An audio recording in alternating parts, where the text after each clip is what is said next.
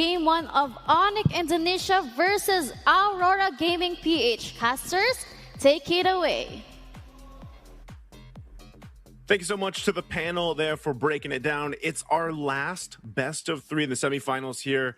And I'll tell you what, it's still me, Naisu, but I'm joined with someone else this time. It's Rockhart joining with me. Rockhart, Onic versus another Aurora, but this one being from the Philippines.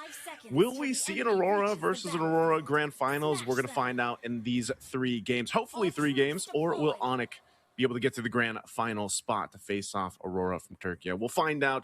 Now, one thing I will say, Rockhart, this lineup, these lineups across the board here, is pretty much what we've been seeing for the past maybe 3-4-ish months. And these are some of the most comfort, best picks for these players on both sides.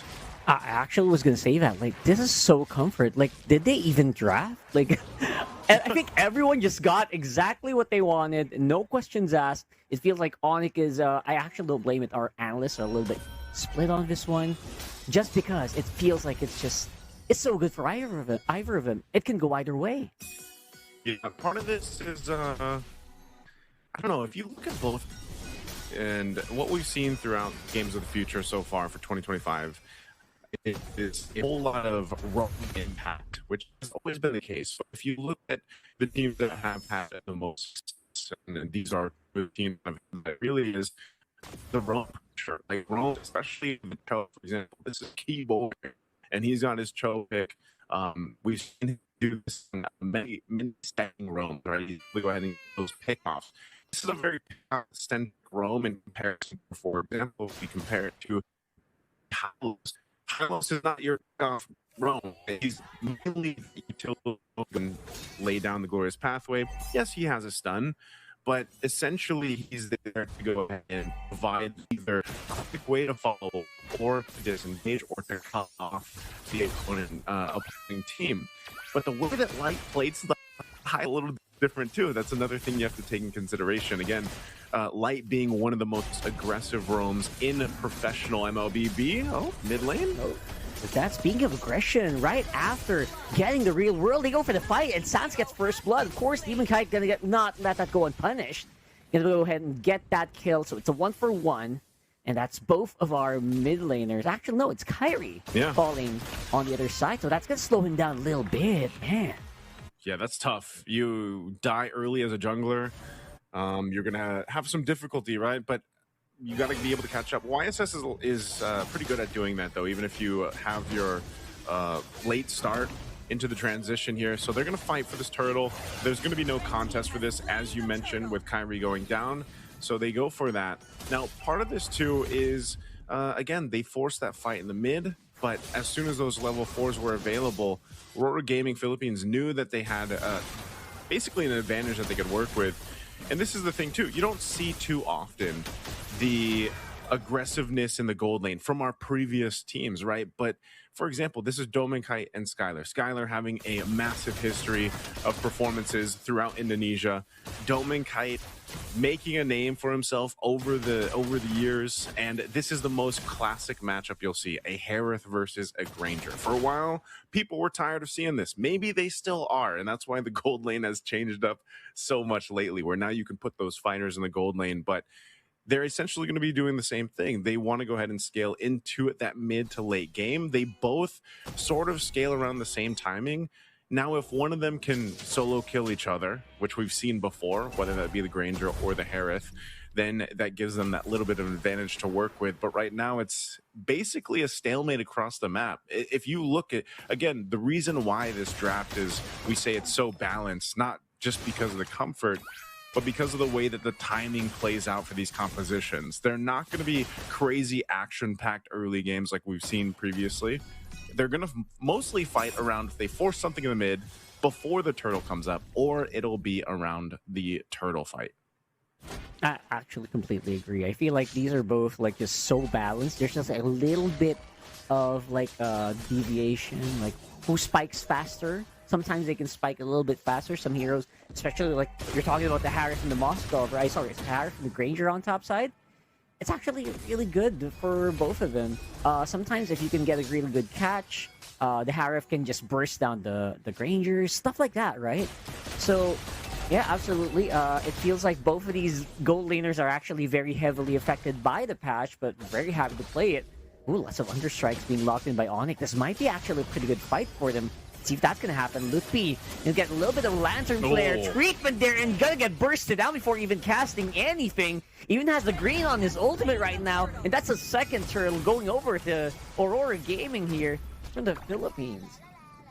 It's another pickup. Again, objective plus a kill that they can work with. You know, these being spread out here. Edward?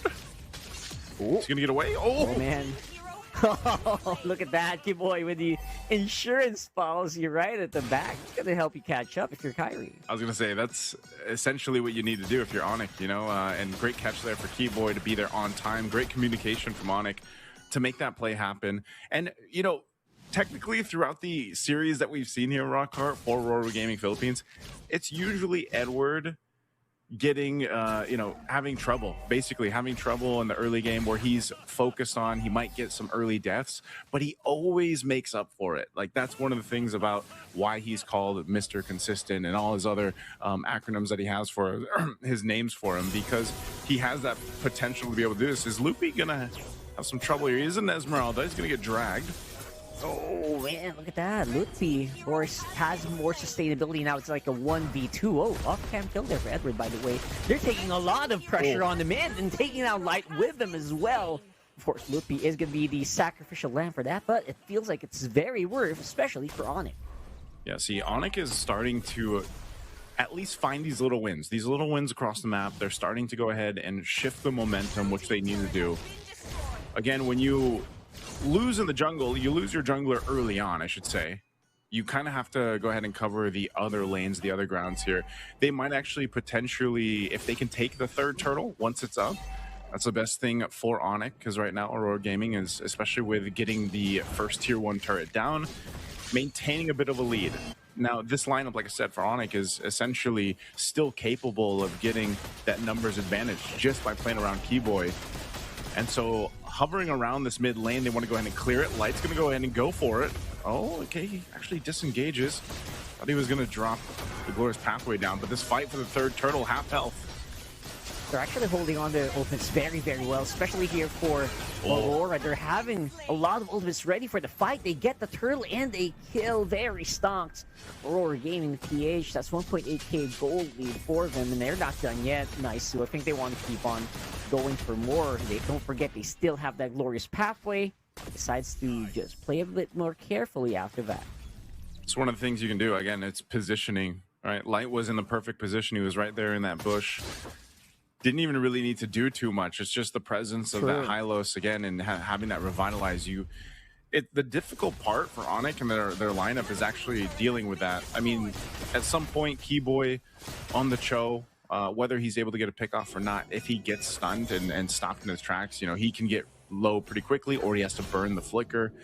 Lupi as well, man. Lupi 0-3. Your Esmeralda usually is the one that's kind of, they would say, you know, Esmeralda's kind of unkillable. She's tough to deal with. But when you have this kind of crowd control offered with this lineup from Aurora Gaming, and then that follow through with the amount of damage early game that a Lancelot provides you to an extent too, in the way the Keyboy.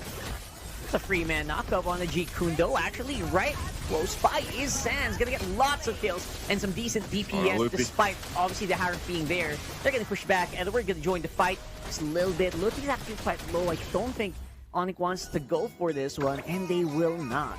So pretty good pickoffs happening here for Onic, but again, being traded almost instantly by Aurora that time.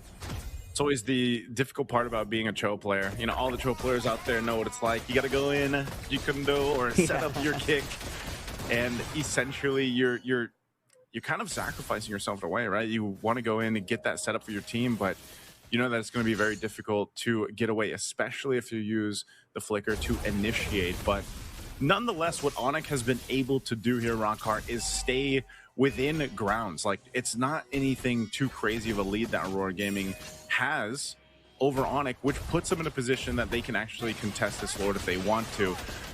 Skylar is going to go ahead and get that turret down, picks up a Sky Piercer as well. So the scaling here on both sides for the gold laners are going to start to show. Sky Piercer 2 for Yue. There's the kick. Okay, there you go. That's what you want to get started here. Light will use the Glorious Pathway to dig out. Edward misses on the Land Shaker, and actually that might force them to go back. Skylar, look at this guy. He's just going bananas. Throwing bullets left, right, and center, taking down Edward in the process, and now they're pushing Aurora Gaming back. They seem to be the ones who are in control of this Lord Pit. Yeah, they're going to go that. And meanwhile, exactly when he got the Sky Piercer, he gets a kill. So they have positioning here, but I think Aurora Gaming wants to go for this. Oh, yeah, absolutely. Look at Demon Kite, though. 4 throws just to buy a little bit more time, but not going to be enough for him to go for the steal. Kyrie this time has massive control on that turtle, or sorry, that Lord. And they're going to be able to get that one. Going to be great for taking down those turrets on mid and bottom. Get more golds into their pocket.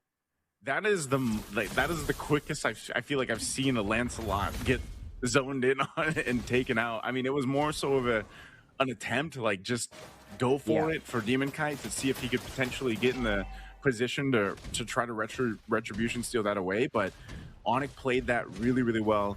They knew that that was going to happen, and they timed it greatly. So now with this, Lord's pushing up top.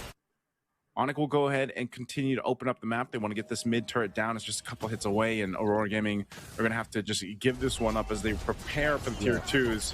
Keyboy giving the information that Demon Kite was getting his orange. Now putting the pressure for the purple. They'll take that away. Now let's see, Aurora Gaming with their backs against the wall in this defense for now. They still got the holy shields and everything else. Still going to be fine, but this is where we have to start to see that time that they built up, and now that this favor is for Onic, can Aurora Gaming get a team fight that they're looking for? So far, you see what's happening here, Rockhart. If Light is the one that gets kicked, it kind of messes things up a little bit. You know, you got to give props to Keyboy for being able to get that target acquisition down. Yeah. All they're going to get off this is some of those shield defenses being popped. The top one goes down. They still maintain the tier 2 turret in the mid. But again, for Keyboy, that's what is so admirable for the Chos that are able to pull that off. They get the right targets. That kick alone changes that cadence of the fight, and that's why they were able to win that last one that did break out. And this is start to be an increasingly more of a problem, especially for the Granger. You start getting stacks. Aurora Gaming has to take that into consideration, you know, and just so the team fights that have been breaking out. Looking at the items too, even though Lutby had a difficult time in the early game, you know, 3 early deaths, he's essentially tanky enough in a way, especially now that he's got the Oracles and the Enchanted Talisman and he's got the Ice Shield, that he can actually take some of the damage. Yeah, he's actually a lot tankier just off those items. And so that's something they have to watch out for. Aurora Gaming, though, they'll be able to clear this out. Light dropping down the Glorious Pathway once again defensively. But you're seeing what's happening here, Rockhart. They're just kind of cut off from the rest of the map. That's true. I think that's a big point, right? Like, Light, despite being the tankiest member of Aurora Gaming, actually is not as tanky on his own as Lutfi, right? Light needs that Glorious Pathway to regen the HP. You need that Revitalize. So that's all, like, slowly just regenerating your health. You're not really, like, built like a rock or anything, right? So if you can catch that, if you can stop the regen before it happens, the Hylos are surprisingly squishy. Aren't you a Hylos main? Or was? Yes, I'm speaking from experience. I was going to say, speaking... Yes, that's exactly what I mean. Top Philippines, Hylos at one point, right? I mean, I know you have a ton of experience with the Hylos, and that's exactly what we're seeing kind of happen here to Aurora Gaming. They are going to go ahead and get in position for this Lord, though. Again, broken walls, something always to consider in the team fights around here, but look at the poke. The poke of the Granger is what that advantage is in comparison to the Harith as well. You can go ahead and fire off some of these shots of the Destinata, keep them at bay. Again, that space for Skylar is so important here too. So they'll go ahead and reset the Lord. A Glorious Pathway drop down. Oh, there you go. That's more proactive right now this time for Aurora Gaming. And now they're chasing Lutfi, which will be protected very well by Sans. That real-world manipulation. They're just knowing they can play around that, but look at Edward. He's trying to go for it. Great placing on Land Shaker, but he will get taken out. Just not enough DPS right now for Aurora Gaming to make any difference in the team fights, except for Doming Kite. He is definitely the guy who is making it work, at least making sure that Aurora PH can kind of do something in a team fight, but it is still just a massive amount of lead, a massive amount of control for Onic Indonesia. They're still going to go for this, Rockhart. They're trying to get an opening here. Oh, Oh. They tried. Was a nice Dome and try Kite there. was swinging around. The Kite brothers were trying to make something happen. Because again, that last team fight, man, this is some of the most, again, this is some of the highest level of MLB, right? You saw how many battle spells were used, the flickers to avoid Edward, for example, when he went in with the Landshaker to get that stun off. If he would have gotten the stun off with the Landshaker, then it would have been a completely different team fight. But because of, again, great usage, great timing from Onic to avoid that, then they reinitiated after taking out Light, gives them that advantage. So a whole lot of resources used up. The Lord's going to charge into this top base turret. We'll see. It is going to be cleared out rather quickly, though, because once again, these lineups are so balanced across the board for this game one. And you're seeing that. So Onic, they'll have to go ahead and decide, can we go ahead and get a base turret down? They still have these waves to deal with, but at best, they might get one base turret. RWM drop down. Well, that's if they can actually win this team fight, which look like they're going to be able to take out Sans. Aurora Gaming definitely going to do great with that -1, but look at Lutpi. He's diving in on the middle of that pack and doing some decent damage, pushing back Aurora Gaming. I mean, they look like they had some momentum, but again, a great pushback from that Esmeralda.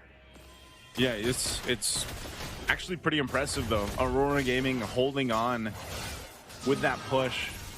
It doesn't really matter that they're down 4,000 gold. Like, that's what I'm saying with these lineups. It's more so of a chess game when it comes to these team fights and that execution factor. You know, even with that lead that Onic has, it's not so easy for them to actually strong arm Aurora Gaming Philippines with this. Edward does he just recently picked up a Chastised Pauldron. That item actually does really well against certain marksmen. You can see this too, even defensively. Light, he's dealt with this all game, man. But finally, you know, he's got 3 core defensive items locked in: the Dom, Ice, Anti-Cuirass, Radiant Armor here too, to kind of help with the amount of damage that's coming out from Sans. You saw it from the last fight. He's already got his Divine Glaive too. So I'm assuming he's still going to be going even more magic damage here too on this Eve. I don't know if he wants to even get any defensiveness for Sans just yet, because he hasn't really dealt with that pressure. Like, he's just kind of relying on the flicker, and he's pumping out the damage. Meanwhile, Skylar is as well. Fighting into the real world manipulation is the best thing that Onic has right now for them, and it's allowing that space to be there. So it's a chess match, you know, and 20 seconds for this Lord to come up. Aurora Gaming, they'll most likely contest it. They will not let any of this just go by. This is a little bit more difficult, once again, for Onic. The tankier Light gets, and Edward, it doesn't have to all just fall onto Light's hands now. Like, Edward can be the one to go ahead and kind of start these fights up like we saw him previously. And you never know, if he goes and gets in that stun and that lands this time, that might change that course of the fight. Immortality being picked up here by Keyboy too. Once again, giving a little bit of that extra time that he might need to escape after setting up the Way of the Dragon, the kick. So this positioning is super important here. Neither team's probably going to fully commit to this unless they catch someone out. A beacon used, though, from Yue. So that not being available actually is very helpful for Onic. But the Lord evolves now at the 18-minute mark.